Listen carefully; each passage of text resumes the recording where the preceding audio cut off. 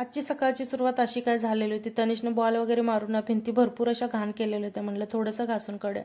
तनिषला पण सुट्टी होती. म्हणलं चल आम्हाला तू पण मदत करू लाग. तर तिघांनी मिळून ना थोडीशी भिंत घाण झालेली ती साफ करून घेतली आणि त्याच्यानंतर झाडू पोचा करून छान अशी देवपूजा करून घेतली.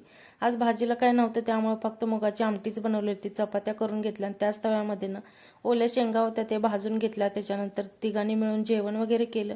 दुपारच्या वेळेला नाही तर रांगोळी आलेली होती विकायला. तिथं साचा वगैरे घेतला, रांगोळी घेतली.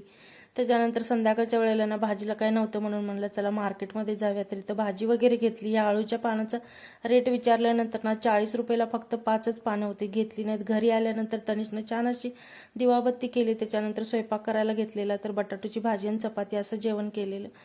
जेवण वगैरे केल्यानंतर ना आमच्या बिल्डिंगच्या साईडलाच लग्नाचा हॉल आहे. त्याच्यामध्ये दांडियाचा प्रोग्राम असतो आता नवरात्रीमुळे. तर छान असं दांडिया वगैरे खेळून घेतल्या. कसा वाटला मिनी ब्लॉग? आवडला असेल तर लाईक, शेअर आणि सबस्क्राईब करा.